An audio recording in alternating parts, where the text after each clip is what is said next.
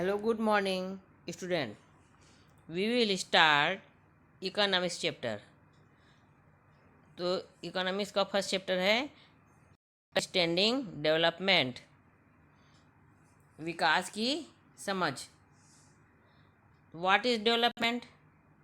The process of becoming bigger, stronger, better etcetera, or of making somebody, some things do this. अधिक विस्तृत, सुदृढ़, बेहतर आदि होने या बनाने की प्रक्रिया को ही डेवलपमेंट कहा गया है, विकास कहा गया है ना।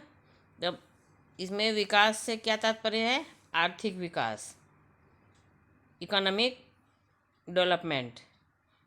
देशों, क्षेत्रों, व्यक्तियों की आर्थिक समृद्धि में वृद्धि को ही आर्थिक विकास कहते हैं, है ना। किसी कंट्री हो, चाहे प्लेस हो, पर्सन हो, वो इकोनॉमिक दृष्टि से सक्षम है, उसे ही इकोनॉमिक डेवलपमेंट कहा गया है। Development is a concept that can be interpreted in many ways. It is difficult to define the concept in a way that is acceptable to everyone because people look at development in different ways. तो विकास की जो धारणा है ना, विकास के बारे में लोगों की जो राय है वो अलग अलग है। इसमें कई प्रकार के मतभेद हैं। इसका एक जैसा अर्थ नहीं निकाल पाना कठिन है, क्योंकि अलग अलग लोगों के लिए विकास के जो अर्थ हैं वो अलग अलग हैं। Most people think development is achieving one's need and aspiration, but then we would like to improve everyone lives. प्रायः प्रत्येक व्यक्ति अपनी आवश्यकताओं और आकांक्षाओं की पूर्ति को ही अपना विकास मानता है ना। कोई सोचता है कि हमने मकान खरीद लिया, कार खरीद लिया, तो ये हमारा विकास है। परंतु हम चाहते हैं सबका जीवन बेहतर हो, but then we would like to improve everyone lives. हमें सबके बारे में सोचना है। So what are the possible way in which we can make all people prosperous enough to lead a happy and connected life. इसमें कई मतभेद सामने आते हैं, है ना। क्या होगा इसमें? वे कौन से उपाय हैं जिनसे सभी लोगों में समृद्धि आए, सभी सुखी रह सके? तो इसमें कई मतभेद सामने आते हैं। इसका हल कैसे निकालें? तो इस दिशा में हम इस अध्याय में, इस चैप्टर में जानने का प्रयास करेंगे। There could be a lot of disagreement on the different way. So how do we reach a consensus on a common path to achieve our objective? How can we ensure that every individual has the opportunity and develop the capability to do these things that we consider are important for our society? How can we ensure the society provide them the opportunity to do these things? तो इसमें एक ये जानने का प्रयास किया गया है कि वो कौन से साधन हैं, है ना, जिसमें सब आगे बढ़े। अब नेक्स्ट पढ़ेंगे how different people see development. हम कैसे जानेंगे कि डेवलपमेंट कैसे हुआ है? भिन्न भिन्न लोगों की दृष्टि से डेवलपमेंट कैसा है? तो एक टेबल बनाया गया है, उसमें शो हुआ है ना। तो फर्स्ट जैसे बता रही हूँ आपको, कैटेगरी ऑफ पीपल। तो विभिन्न लोगों की कैटेगरी बनी गई है। तो डेली वेज लेबरर, जो तिहाड़ी जेल मतलब तिहाड़ी मजदूर, मतलब जो रोज़ काम करते हैं। Work throughout the year, better ways, children education. वो क्या चाहता है? वर्ष भर काम मिले, बेहतर मजदूरी मिले और बच्चों के लिए शिक्षा मिले। इंडस्ट्रियलिस्ट, उद्योगपति क्या चाहेगा? Availability of cheap raw materials, road, electricity and other infrastructuration, peaceful environment. Industrialist क्या चाहता है? उसे सस्ती कीमत पर कच्चे माल की उपलब्धता हो, सड़क बिजली की व्यवस्था हो और पीसफुल एनवायरनमेंट हो।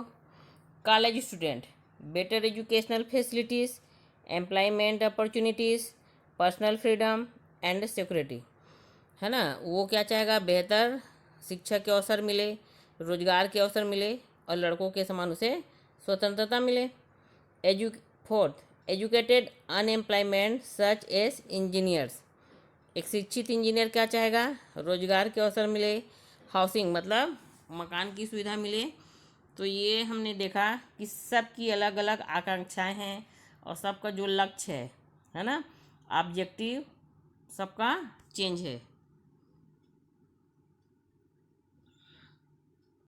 Next table, women agriculture worker, एक महिला खेत में जो मजदूर है वो क्या चाहेगी? Good wage, security, work throughout the year, health service, है ना। अच्छी मजदूरी मिले, सुरक्षा हो और साल भर से रोजगार मिले और स्वास्थ्य सेवाएं मिले। हेल्थ सर्विस मतलब जब काम करते समय कुछ घटना घट जाए, एक्सीडेंट हो जाए तो उसको कुछ मुआवजा मिले, है ना। यूर सेल्फ, आप अपने बारे में बताएंगे कि आपकी क्या क्या अपॉर्चुनिटीज़ है, ऑब्जेक्टिव हैं, इसको आप बताएंगे। टीचर, टीचर का क्या ऑब्जेक्टिव रहेगा? Good educational facilities, good student, personal freedom, ठीक है। अब नीचे बता रहे हैं, if we examine the table we see that people aspire for those things that they feel are most important for them. निरीक्षण से पता चलता है कि प्रायः सभी लोग उन चीज़ों की आकांक्षा रखते हैं जो उनके लिए सर्वाधिक महत्वपूर्ण है ना। जैसे मेरे लिए जो इम्पोर्टेंट है, मैं उसकी आकांक्षा रखूँगी कि बच्चे अच्छे हो, पढ़ाई का सिस्टम अच्छा हो, है ना। तो सब लोगों की अलग अलग आवश्यकताएं हैं और अलग अलग आकांक्षाएं हैं। तो हमने देखा इसमें, this aspiration could be of many kinds. For example, a college student look for freedom and security in addition to better educational facilities and employment opportunities. हमने देखा कि कॉलेज की छात्रा क्या चाहती है? शिक्षा के बेहतर अवसर मिले, रोजगार की सुविधा के अतिरिक्त स्वतंत्रता एवं सुरक्षा को भी वह आवश्यक समझती है। For many people health service are priority, है ना। और कुछ लोगों ने किसको प्राथमिकता दी? स्वास्थ्य सेवाओं को प्राथमिकता दी। जो काम कर रहे हैं, इंडस्ट्रीज में काम करेगा, चाहे फार्मर रहेगा, वो अपने हेल्थ सर्विस में ध्यान देगा। The industries want to earn and maximum profit by selling his produce. और जो उद्योगपति वो क्या चाहेगा? जो उत्पादन कर रहा है उसमें अधिक से अधिक लाभ कमाए, है ना। सेलिंग करते समय अधिक प्रॉफिट कमाना चाहेगा। The daily labourer look for fair wage and work throughout the year. जो मजदूर है वो क्या चाहता है? सम्मानपूर्वक मजदूरी के साथ साथ साल भर उसे काम मिलता रहे। He also hopes his children will not have to work as daily wage labourer. वो क्या चाहेगा? कि उसका बच्चा भी वैसा मजदूरी ना करना पड़े। अपना तो किसी कारण से बना होगा, पर अपने बच्चों को मजदूर नहीं बनाना चाहता। These aspirations can sometimes give rise to situation of conflict. For example, a girl may want as much freedom and opportunities as her brother, but her parents may not like her thinking this way. कभी कभी इन आकांक्षाओं में परस्पर विरोधी की भी भावना उत्पन्न हो जाती है। जैसे एक लड़की मान लो उच्च शिक्षा प्राप्त करके अफसर बनना चाहती है, अफसर बनने की उम्मीद रखती है, तो हो सकता है कि उसके अभिभावक या उसके पेरेंट्स को पसंद ना हो, है ना। इसी प्रकार जो इंडस्ट्रीज है, an industrialist may want to earn a profit by selling his product as maximum possible price. और इंडस्ट्रीज क्या चाहेगा? उसको अधिक से अधिक वस्तु पर अधिक मूल्य मिले, अधिक प्रॉफिट मिले। But a consumer may want the same product to be easily available at responsible price. तो जो कंज्यूमर है, उपभोक्ता है, वो क्या चाहेगा, अच्छी एवं सस्ती वस्तु प्राप्त हो। तो इसमें हम देख रहे हैं सबकी अपनी अपनी आकांक्षा हैं, सब अपने लिए सोच रहे हैं। This so that the people aspire to protect their own right and need of their families. तो इस जितने एग्जाम्पल दिए उससे अपन क्या समझ रहे हैं कि प्रत्येक जो फैमिली है वो अपना और अपने फैमिली के डेवलपमेंट के बारे में ही सोच रहा है ना। परंतु क्या आप सोच सकते हैं कि यदि किसी एक क्षेत्र के सभी लोगों के विकास की बात की जाए तो उन लोगों के विचार व्यक्तिगत विचार से अलग होगी। जब हम पूरे कम्युनिटी को लेकर चलेंगे तो हमारे जो थॉट हैं वो क्या हो जाएंगे, चेंज हो जाएंगे, है ना। This so that people aspire to protect their own rights and needs of their families, but they happen when we want to protect and accommodate the aspirations of all the people living in particular region. Wouldn't we then have a thing of a solution that goes beyond this individual aspiration? तो हम जब सब लोगों के हित के लिए या सार्वजनिक हित के लिए बात करते हैं तो हमें और कुछ विशेष चीज़ों की ज़रूरत पड़ती है ना। विशेष चीज़ की ज़रूरत कैसे पड़ेगी, मैंने बताया कि अगर आपको अपनी फैमिली के लिए ही खाना बनाना है तो क्या करना है, कम राशन की आवश्यकता पड़ेगी। वैसे ही जैसे आप दूसरे खाना खाना बुलाएंगे या लंगर खिलाना चाहोगे तो आपका रिक्वायरमेंट क्या हो जाएगा, बढ़ जाएगा। इसी प्रकार सार्वजनिक हित की जब बात होती है तब हमको और ज़रूरत की आवश्यकता होती है। For example, establish a school on a village or town would provide children to opportunity to study।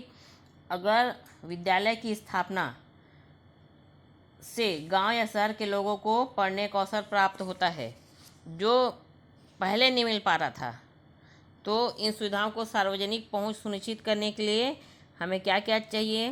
The education being free would make it universally ability to everyone. Parents would not have to spend. In addition, midday meals scholarship would be provided to attract more children to school and ensure that they are not hungry, है ना। तो इन सुविधाओं के लिए क्या होगा, क्या सुविधाएं सुनिश्चित होंगी। अगर एक स्कूल खोला जा रहा है तो क्या क्या सुविधाएं दी जाएंगी, निःशुल्क शिक्षा, मध्याह्न भोजन, छात्रवृत्ति आदि योजनाएं दी जाएंगी। इनसे सभी लोगों तक इस सुविधा की पहुंच है वो सुनिश्चित होती है और सभी जो लोग हैं वो लाभ प्राप्त कर सकते हैं। Such major help to ensure that the right to education is universal and everyone can be benefit from it. तो इस प्रकार हम देखते हैं कि एजुकेशनल से सबका विकास हो रहा है, ये किसी एक व्यक्ति के लिए ना होकर सार्वजनिक हित के लिए हो रहा है ना, यूनिवर्सल हो रहा है, पब्लिक वेलफेयर के लिए काम किया जा रहा है। Similarly, other public facilities such as drinking water, health, road, a public distribution system, sanitation, etc. are also universal, hence available to all। इसी प्रकार अन्य सार्वजनिक सुविधाओं में क्या क्या सकता है, रोड, हेल्थ, है ना, सार्वजनिक वितरण प्रणाली, स्वच्छता आदि सभी शामिल हैं जो सबके हितों के लिए होते हैं। Let us try to understand the concept of universal right that lead to public welfare। सार्वजनिक हित को हम पहले समझने का प्रयास करते हैं। पहले क्या समझेंगे, यूनिवर्सल राइट, सबको अधिकार दिया गया है ना। सबको अधिकार का मतलब है सरकार चाहती है, गवर्नमेंट की क्या पॉलिसी है, पब्लिक वेलफेयर हो, सबका भला हो, है ना, क्योंकि सब देश के नागरिक हैं। Consider the case of a village with a narrow mud road. तो इसमें एक एग्जांपल दिया है कि एक गांव था, उसमें आने जाने के लिए एक पगडंडी थी। When the weather is fine people can come and go without problem. सामान्य दिनों में तो कोई परेशानी नहीं होती थी, पर जैसी बारिश होती थी तो वहाँ पे क्या हो जाता था, कीचड़ हो जाता था। तो कीचड़ होने से लोगों को आने जाने में असुविधा होती थी, है ना। But when it rained the mud road become Seriously, people then find it difficult to move in and out of the village. तो इस कारण वहाँ के लोगों को काफ़ी मुश्किलों का सामना करना पड़ता था. So that the villager decided to widen and pave their made road to make it usual even during rainy weather. तो वहाँ के लोगों ने विचार किया कि क्यों ना इस पगडंडी की जगह पक्की सड़क बना दी जाए. But to widen the road, it was necessary for some villager to give part of their land. अब इसके लिए क्या होगा कि जो रोड से लगी हुई कुछ ज़मीन है उसके भूस्वामी को अपनी ज़मीन देनी पड़ेगी. तो वहाँ के लोग कुछ लोग तो तैयार हो गए, पर कुछ लोगों ने क्या किया, इसे इनकार कर दिया. Some villager agreed to donate their land but some other were not prepared. तो कुछ लोगों ने अपनी ज़मीन देने के लिए तैयार हो गए और कुछ लोगों ने मना कर दिया. The villagers convened a meeting of their gram sabha to discuss the issue. तो जब इस मुद्दे पर ग्राम सभा की बैठक बुलाई गई और विस्तृत चर्चा की गई, है ना, किसी चीज़ में आप डिस्कस करोगे तो आपको रिजल्ट अच्छा मिलेगा, उसमें पता चलता है क्या प्रॉफिट हो रहा है, क्या लॉस हो रहा है, किसमें सार्वजनिक हित की बात की जा रही है, तो लोगों में समझ आई. All the land owner affected by the proposed road decided that they would donate the land needed to widen the road to serve the interest of all villagers. जब इस मुद्दे पर बैठक हुई, चर्चा हुई, तब लोगों ने सार्वजनिक हित को देखते हुए अपनी भूमि को देने के लिए तैयार हो गए. इस प्रकार सड़क बनने से क्या हुआ, सबको लाभ हुआ, सब आसानी से जाने लगे. बरसात के दिनों में भी किसी को प्रॉब्लम नहीं हुआ, है ना. तो इस प्रकार हम देखते हैं कि डेवलपमेंट से एक वर्ग को फ़ायदा होता है तो दूसरे वर्ग को नुकसान होता है. नुकसान क्या हुआ इसमें कि कुछ लोगों की ज़मीन चली गई जो उनका आय का जरिया था, है ना. फ़ायदा क्या हुआ, सब लोग आसानी से सड़क में जाने लग गए. नेक्स्ट है विकास की योजनाओं में भी विरोधाभास देखा जाएगा. अब विकास की योजना में कैसे देखा जाएगा. Over the past few years, there has been widespread disconnected in many regions of our country about the way in which development programs are being carried out. क्या विकास के लिए उद्योग और खदान आवश्यक है ना. विकास क्या है, किसी भी देश के विकास के लिए पहले इंडस्ट्रीज होना चाहिए. अब इंडस्ट्रीज के लिए क्या चाहिए, मिनरल चाहिए. तो मिनरल के लिए क्या किया जाएगा, खदान खुदाई की जाएगी, है ना. तो इससे क्या होगा, उद्योग की स्थापना होगी तो आसपास के लोगों को रोजगार मिलेगा, है ना. एम्प्लॉयमेंट बढ़ जाएंगे, अधिक वस्तुओं का उत्पादन होगा और इसके साथ साथ ज़मीन है उसकी खुदाई होगी, बहुत सारे लोग इससे प्रभावित होंगे. इसमें ये बताया गया है. इसमें एक बहुत अच्छा एग्जाम्पल बताया गया है. इसमें एक एग्जाम्पल उड़ीसा का बताया गया है ना. उड़ीसा में क्या पाया गया, Orissa is rich in coal, bauxite and iron ore resources. Orissa में कोयला, बॉक्साइट और आयरन का बहुत अधिकता पाई गई है.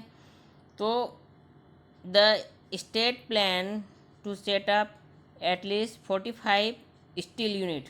तो इसका यहाँ पे 45 स्टील यूनिट लगाने की योजना बनाई गई. अब इससे क्या हुआ, the people living in the this mineral rich region constantly fear that they will be displaced when their land is acquired for this proposed industries unit.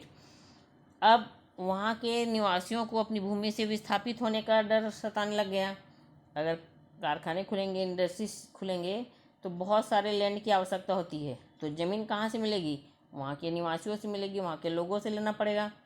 तो लोगों में एक भय हो गया कि अब हमारी ज़मीन चली जाएगी, है ना. तो एक तो लोगों की ज़मीन गई, फिर सेकंड नंबर में क्या हुआ, बड़े पैमाने पर जो फॉरेस्ट थे वो भी उजड़ गए. फॉरेस्ट है been declared on a massive scale, है ना. फॉरेस्ट को भी काटने पड़े, leading to the drying up their water sources.